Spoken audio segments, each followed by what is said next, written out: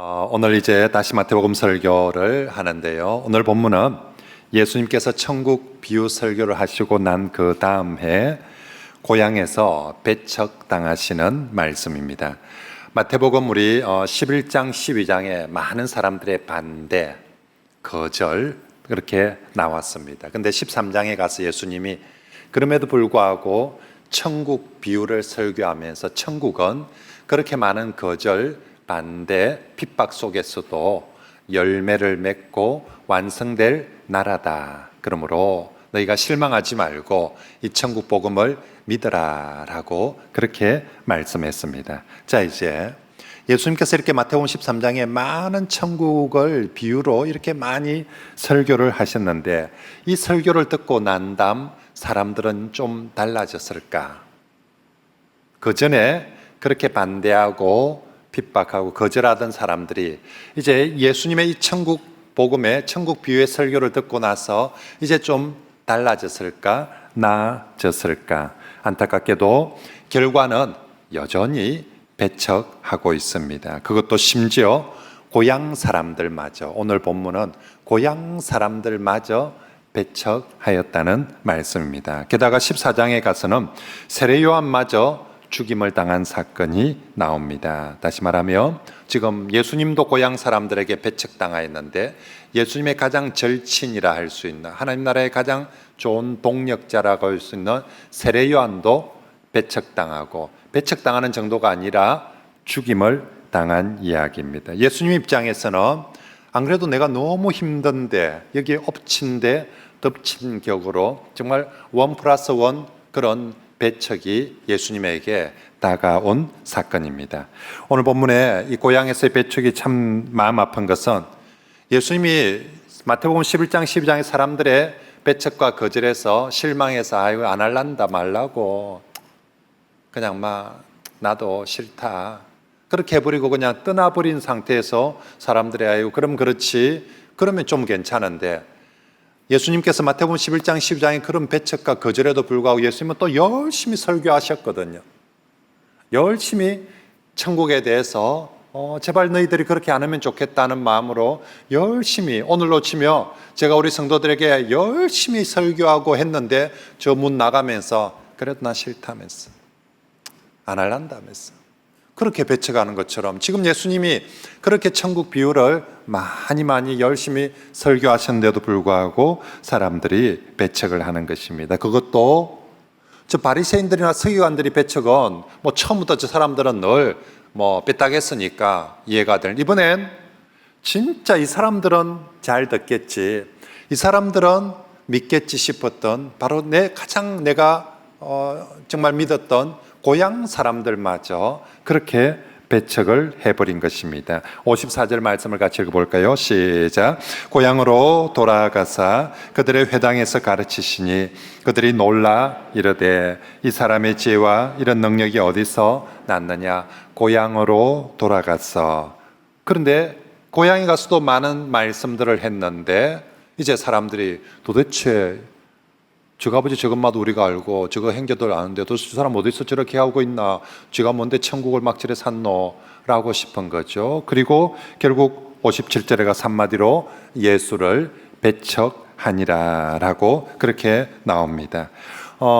참 내가 그래도 제일 친하다고 생각했던 사람들에게 배신당했을 때 거절당했을 때 모든 사람들에게는 마음이 참 섭섭합니다. 예수님도 그랬을 것입니다. 그런데 이 사건은 고향에서의 배척뿐만 아니라 이번엔 회당에서의 거절도 포함하고 있습니다.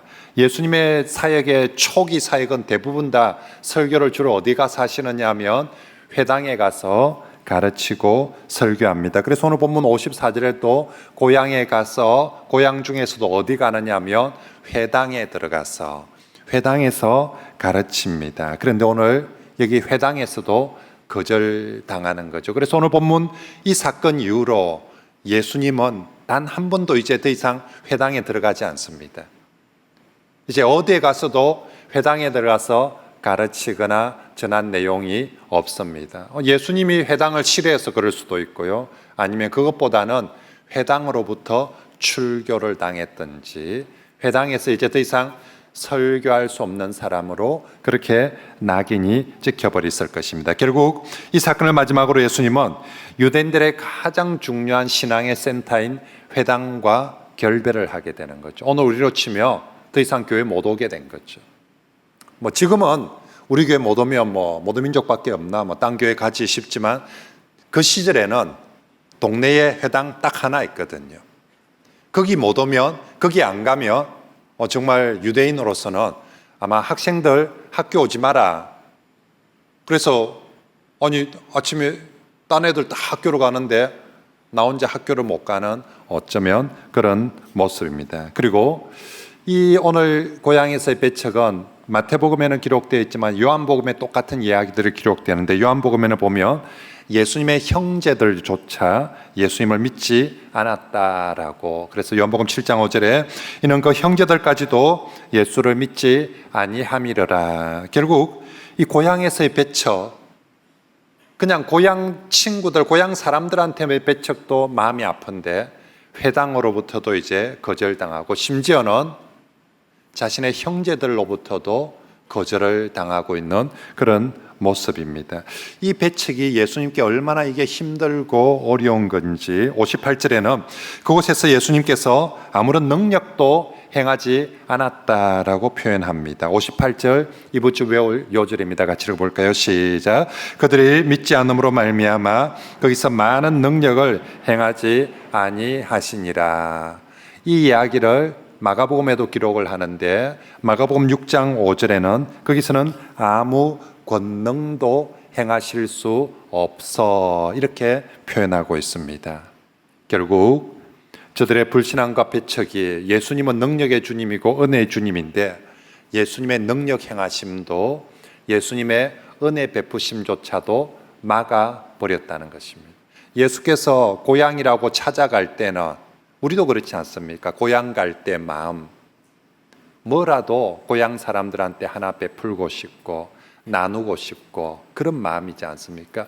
예수께서 고향을 찾아가실 때에 고향 사람들에게는 더 큰 은혜를 주고 싶고 더 큰 능력을 베풀어 주고 싶었을 텐데 그들의 그 불신앙과 배척이 아무리 고향 사람이라도 심지어는 자기 형제들이라도요 그들에게 아무런 은혜도 능력도 베풀지 않았다. 반대로 이제 14장부터 정말 아무리 이방 땅이라 할지라도 또 아무리 낯선 사람이라 할지라도 믿음으로 주님을 영접하기만 하며 그들에게도 얼마든지 하나님의 은혜와 능력이 베풀어진다는 것을 보여주는 게 이제 14장 이후부터의 말씀입니다. 결국 정말로 저들의 그 배척이 주님의 마음을 아프게 할 뿐만 아니라 주님의 능력과 주님의 은혜조차도 가로막아버렸다는 것입니다.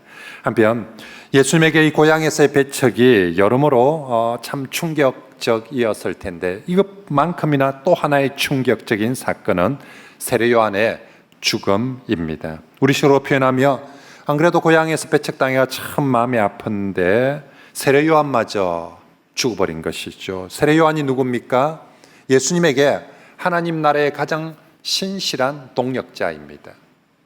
처음 예수님이 등장할 때 세례 요한이 소개했습니다. 사람들이 예수를 알아보지 못할 때 세례 요한은 예수님이 정말 하나님의 어린 양이다라고 소개하고 예수님에게 세례도 베풀고 정말 이 하나님 나라 복음 운동하는데 세례 요한만큼 든든한 동역자가 없는데 바로 그 세례 요한도 죽어버린 것이지요. 세례 요한 예수님에게 인간적으로 보면 사촌 형님입니다. 6개월 먼저 태어난 정말 우리 옆에 있는 형제들 친척들 중에서 제일 친하고 좋아한 그런 사촌 형제가 바로 세례 요한입니다. 나도 사람들한테 배척을 당했는데 내 사촌 형제 요한도 배척을 당하는 정도가 아니라 목베임을 죽임을 당해버린 것입니다. 게다가 죽음도 세례 요한이 좀 정말 영웅적으로 죽거나 정말 멋지게 죽으면 또 괜찮을 텐데 너무 허무하게 죽어버렸습니다. 만약에 요한이 죽더라도 정말 장렬하게 전쟁에서 전사를 하거나 정말 위대하게 그렇게 멋지게 그렇게 죽으면 듣는 사람들 입장에서 야 그래도 그분은 참 훌륭한 선지자였다 그렇게 싶을 텐데 오늘 이 백성들로부터 그 시절에 예수님보다 어쩌면 더 존경받던 선지자인데, 그렇게 존경받던 선지자가 정말 추악한 권력자 헤롯의 생일 잔치에서 그 어린 소녀가 춤춘 춤값으로 목이 날아나 버립니다. 정말 그 어린애가 헤롯의 생일 잔치에서 춤을 췄는데, 야, 너 참 춤 예쁘게 잘 췄다, 참 예쁘네, 용돈 좀 줄게, 얼마나 줄까, 용돈 얼마나 줄까 그랬더니 애가 저것만 시키는 대로 세례 요한의 목을 주세요. 그래서 세상에 그 어린아이의 춤값으로 세례 요한의 목이 날아가 버렸습니다. 정말 누가 봐도 세상에 이렇게 어처구니 없게 한 사람의 목숨이, 그것도 정말 위대한 선지자의 목숨이 이렇게 끝나 버리는 것인가? 세례 요한은 정말로 하나님 나라를 위해서 그렇게 평생을 충성하고 헌신했지 않습니까? 결혼도 안 했습니다. 정말 집도 없었습니다. 먹고 사는 것도 광야에서 정말 모든 것들 다 버리고 오직 하나님 나라를 위해서 헌신했는데, 이렇게 험하게 죽어버릴 수가 있습니까? 어떻게 그렇게 평생 예수 잘 믿고 했는데 죽을 때 저런 식으로 죽는다는 말입니까? 하나님은 왜 그렇게 신실한 선지자에게 이렇게 어처구니 없는 일들이 일어나도록 합니까? 그리고 마태복음은 왜 이걸 기록을 할까요?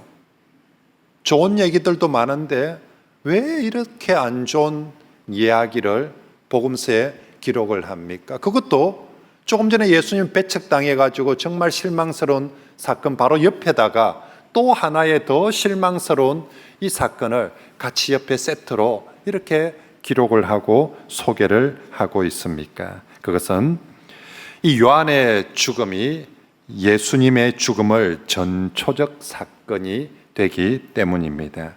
세례 요한이 이렇게 배척을 받고 죽은 것처럼 예수님도 지금 고향에서 배척받는데 예수님도 결국 이렇게 죽을 것을 요한의 죽음을 통해서 미리 보여주는 것입니다. 우리 예수님 본디오 빌라도라는 추악한 비열한 권력자에 의해서 죽는 것처럼 세례 요한도 이제 헤롯이라는 참 비열한 권력자의 손에 그렇게 죽습니다. 예수님도 죄 없이 죽임을 당하였는데 이제 헤롯도 세례 요한도 보니까 참 죄 없이 죽임을 당했습니다. 그리고 예수님 십자가형이라는 끔찍한 사형제도를 통해서 죽었는데 요한도 참수형이라는 목이 잘려서 죽는 그런 끔찍한 형벌로 죽습니다. 그리고 예수님의 제자들이 예수님의 시체를 장사 지낸 것처럼 요한의 제자들도 요한의 시체를 장사 지냈다고 두 죽음을 똑같이, 근데 요한이 먼저 죽은 거예요. 예수께서 또 이렇게 죽을 것을 보여주는 것입니다. 그래서 정말 세례 요한은 예수님이 배척당하여서 죽는 것의 전조다라는 것입니다. 자, 그러면 여러분, 마태복음은 마태는 마태복음을 기록하면서 복음서가 뭡니까? 예수님에 대한 이야기. 근데 마태가 기록한 복음, 기쁜 소식, 좋은 소식, 이게 복음서거든요. 그러면 예수님에 대해서 기쁜 소식, 좋은 소식들 엄청 많을 텐데 예수님에 대한 이야기를 기록하면서 좋은 이야기들만, 예수님이 어디 가서 히트치고 홈런치고 사람들한테 인기받고 막 정말 그런 이야기들만 기록해도 모자랄 텐데 왜 예수님이 이렇게 배척을 당하고 예수님이 이렇게 어려운 일을 당한 이야기를 기록을 합니까? 그리고 예수님 얘기만 기록해도 좀 그럴 텐데 얘다가 옆에 세례 요한 얘기까지, 그것도 뭐 세례 요한이 예수님 도와주다가 세례 요한이 참 잘 되었다더라 이런 얘기도 아니고 괜히 예수님하고 같은 편에 있다가 세례 요한 죽었더라, 죽는 이야기도 뭐 멋지게 죽은 것도 아니고 이렇게 보면 허무하게 죽는 이야기를 말라고 이렇게 자세하게 기록을 해놓고 있는지 모릅니다. 그것은 여러분, 왜 마태가 이 이야기를 기록해서 우리로 하여금 후대의 성도들로 하여금 읽도록 합니까? 그것은 오늘 예수님을 믿는 성도들에게도 동일한 고난과 배척이 있기 때문입니다. 심지어는 배척당하다가 세례 요한처럼 순교 당할 수도 있음을 보여주는 것이죠. 우리가 분명히 예수님을 열심히 믿고 기도생활, 신앙생활 열심히 하는데 정말 배척을 당하고 고난을 당할 때 이상한 일로 여기지 말라는 것이지요. 왜 내가 이렇게 신앙생활 열심히 하는데 사람들한테 배척당하고 일이 이렇게 어렵게 될까? 예수님 보라는 것입니다. 예수님이 뭘 잘못해서가 아니라 예수님이 그렇게 예수님도 열심히 신앙생활하고 하는데도 예수님도 그것도 누구한테? 제일 가까운 사람들에게까지 예수님도 배척당한다. 그리고 예수님 도와주고 함께했던 세례 요한은 죽기까지 하고 있다. 그리고 우리 다른 사도들도 다 예수 믿다가 그런 배척과 고난의 길을 걸었다는 것입니다. 그래서 사도 바울이 무릇 그리스도 예수 안에서 경건하게 살고자 하는 자는 누구든지 박해를 받으리라 라고 그렇게 말하는 것입니다. 그러므로 성도 여러분, 분명히 예수 그리스도 그분도 배척과 박해, 고난 속에 걸어갔는데 내가 예수 믿기 때문에 나한테는 그런 일이 안 일어난다. 그건 없습니다. 성경이 또 예수님이 우리에게 그렇게 보장하고 약속하지 않습니다. 나를 따르라, 나를 믿으라 할 때는 주님의 길은 배척도 당하고 억울한 일도 당하고 심지어는 허무한 일도 당하는 길이 주님의 길이었습니다. 그러므로 우리도 내가 예수를 열심히 믿는데도 불구하고 그런 배척을 받고 또 고난의 길을 받을 때 왜 나는 그런가 이상히 여기지 말고 왜 나는 그런가가 아니라 다 그렇다. 이건 우리 예수님과 예수를 따르는 모든 이들에게 이건 자연스러운 일이다. 그때 우리 예수님이 하신 것을 기억하고 낭망하거나 포기하지 말고 주님이 그럼에도 불구하고 믿음의 길을, 복음의 길을 걸어가셨던 것처럼 우리 성도들도 그렇게 그 속에도 믿음의 길, 복음의 길을 걷는 그런 성도들이 다 되시길 바랍니다. 특별히 우리 신앙생활 처음 시작하는 초신자들 여러분, 예수 믿으면 무조건 다 좋다더만은 뭐 이렇습니까? 처음 여러분 데리고 온다고 예수 믿으면 다 좋다 했지 성경에 그렇게 적어 놓지는 않았어요. 그죠? 그래서 실제로 목사 무조건 다 좋은 일만 겪는 것 아닙니다. 우리 장로님들이 무조건 다 좋은 일만 겪는 것 아닙니다. 예수님도 무조건 다 좋은 일만 겪는 것 아닙니다. 고난의 길, 배척의 길 다 걷습니다. 근데 차이점은 그것 때문에 망하지 않는다는 거죠. 그것 때문에 포기하거나 낭망하거나 좌절하지 않는다는 것입니다.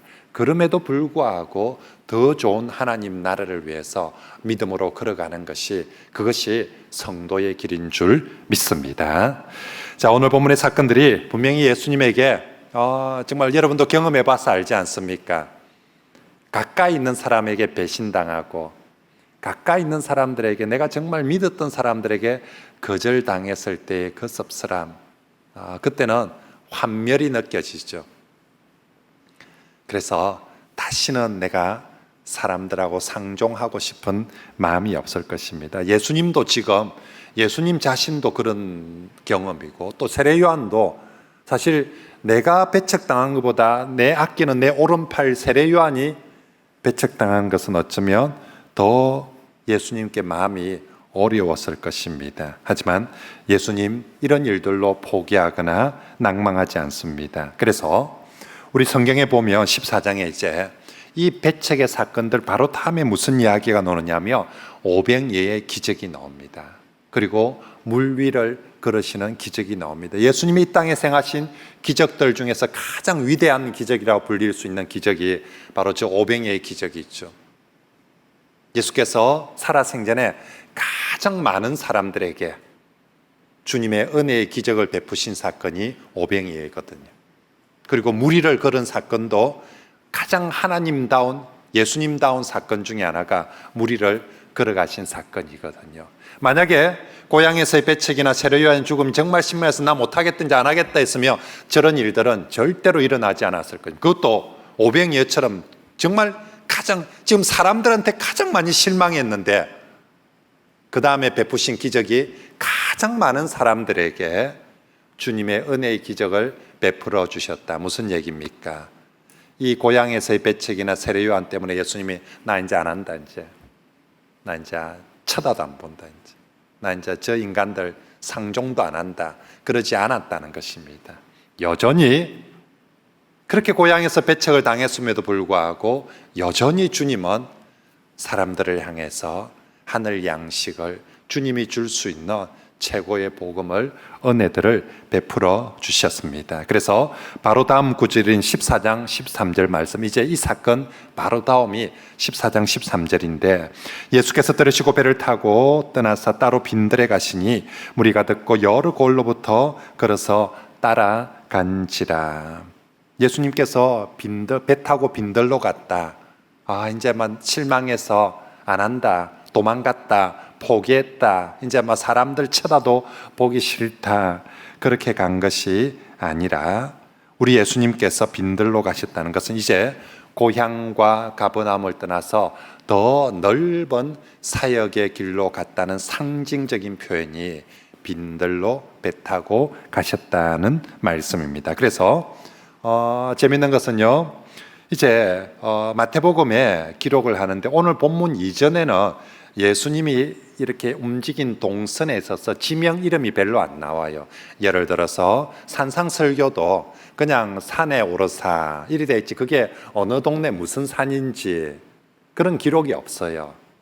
그런데 이제 오늘 우리 이 성경 사건 이후부터 예수님께서 움직이는 동선마다 장소 이름들이 참 많이 나옵니다. 그런데 그 장소들이 전부 다 멀리 있는 장소들입니다. 13절에 예수님이 배를 타고 그것을 떠나 빈들로 가셨다. 어쨌거나 배 타고 빈들까지 갔다는 것은 우리 개념 속에 코앞에 있는 거리를 배 타고 가는 게 아니라 이게 멀리 갔다는 것을 아주 상징적으로 보여주죠. 34절에 갈릴리 호수 건너편에 있는 우리가 처음 듣는 게네사렛 땅이란 곳으로 갔습니다. 그리고 15장에 넘어가니까 이번에는 두로와 시돈 지방이 소개되고 거기도 갔다라고. 그리고 15장 29절에는 다시 갈릴리 호수 저 멀리 있는 또 다른 한 산에 오르셨다. 그곳에 가셨다.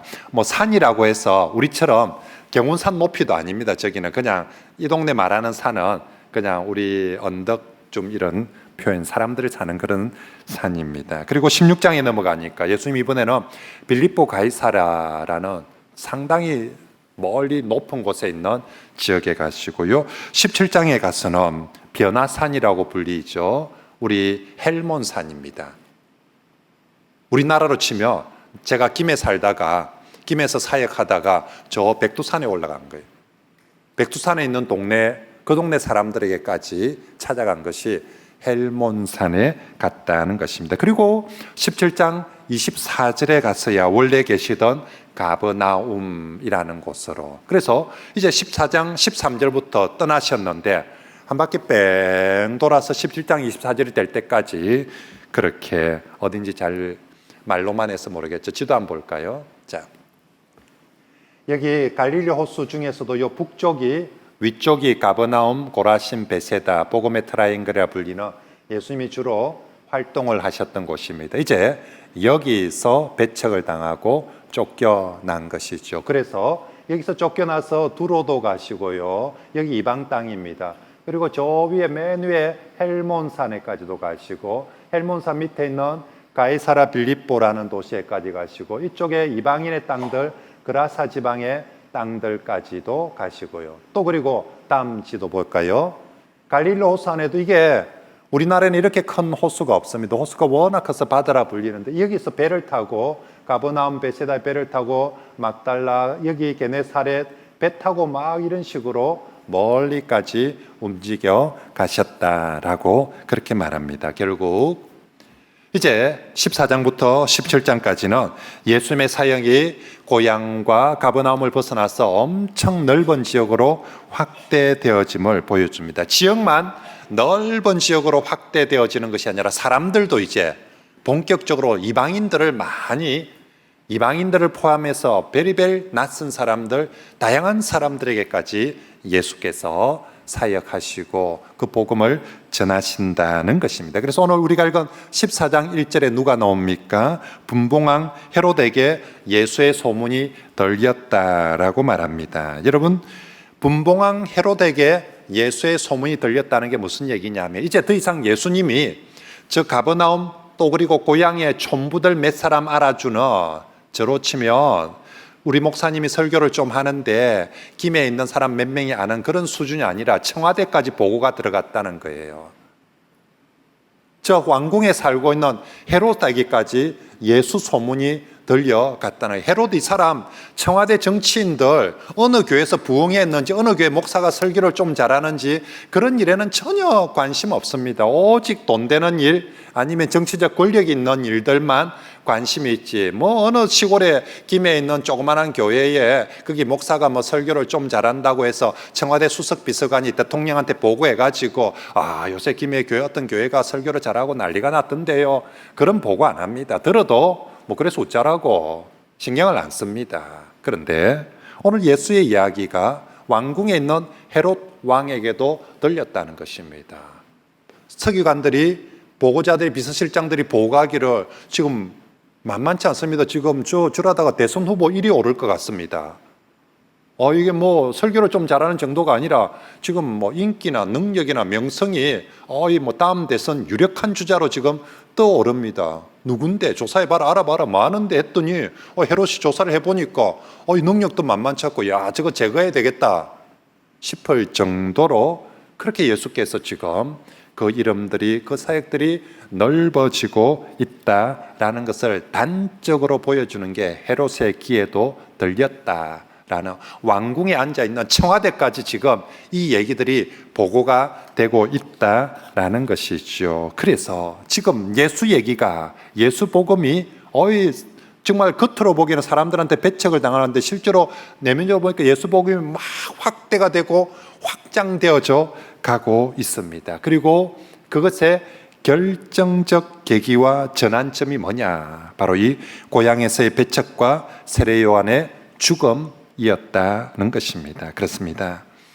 고향에서 예수님이 배척을 당할 때 마음이 참 쓰렸을 것입니다. 세례 요한이 죽었을 때 정말 그건 아픔이었을 것입니다. 그리고 제자들에게는 세례 요한 죽을 때 두려움이었을 것입니다. 이거 헤롯이 지 마음에 안 든다고 가장 국민들로부터 존경받던 세례 요한을 한 칼에 목을 쳐 죽여버렸으니까, 오늘 우리는 서울에서 코로나 1000명 넘었다고 막 여기서도 겁이 나가지고 이러다가 막 김해까지 코로나 오는 거 아닌가 싶어서 난리가 나는데, 지금 그 시절에 정말 하나님 나라 운동하는 세례 요한을 갖다가 헤롯이 한 칼에 죽여버렸다면 우리 같은 사람 한순간 부르면 우리도 언제든지 목 날아갈 수 있겠다. 제자들 입장에선 상당히 두려웠을 것입니다. 하지만 예수님은 이 아픔과 이 어려움 때문에 낭망하거나 도망가서 빈들로 가는 것이 아니라 오히려 그 위기를 사역의 확장의 계기로 삼으시고 하나님 나라를 온 세상에 더욱더 널리 전파되도록 이루어 가신 것입니다. 그러므로 성도 여러분, 오늘 마태가 이 이야기를 기록하는 것은 우리도 바로 이 예수의 길을 따르자라고 이 말씀을 기록합니다. 우리도 신앙생활 할 때 사람들에게 배척당할 수도 있고 또 정말 실망스럽고 때로는 어이도 없는 그런 고난을 당할 수 있습니다. 하지만 그것 때문에 우리 주 예수님께서 좌절하지 않더라, 낙심하지 않더라. 오히려 그때도 그 일을 통하여서 더 많은 지역으로, 더 많은 사람들에게로 사역할 수 있는 계기로 삼아서 그렇게 하나님 나라의 복음들을 전해 가더라라고. 그러므로 저와 여러분들도, 우리도 살면서 예수님도 이런 정말 가까이 있는 사람들에 배신당하는데 우리도 같은 교회 다니는 사람에게든지 누구에게든지 정말 가까운 친인척에게든지 얼마든지 그런 옳은 일을 당할 수 있을 때에 정말 우리도 낭망하지 말고 오히려 그 일이 하나님의 복음, 하나님의 일들을 이루는데 정말 전환점이 되고 계기가 되어지는 그런 성도들이 되시길 바랍니다. 우리 앞에 어떤 어려움이 있다 할지라도 우리가 그 순간에도 믿음과 소망을 잃지 않는다면 지금 우리가 당하는 어떤 어려움도 하나님께서 반드시 합력하여 선을 이루어 주실 줄 믿습니다. 예수의 배척당하심과 세례 요한의 죽음은 정말 어려운 일이었지만 하나님은 이 어려운 일을 예수님에게 결코 이것이 손해가 아니라 오히려 주의 사역을 확장하는 계기가 되게 해주신 것처럼 저와 여러분들에게도 어떤 배척이든 어떤 장애물들도 우리 하나님이 섭리하셔서 얼마든지 이것이 새로운 사역, 새로운 은혜의 계기와 전환점이 되게 해 주실 줄 믿습니다. 여러분, 강 있죠. 강물은 직선으로 쫙 흘러 내려가 버리는 것보다 굽이 돌면 돌수록 더 많은 땅을 윤택케 하고 더 많은 생명을 풍성케 해준다고 합니다. 빨리 흐르고 급하게 흐르는 강은 위험합니다.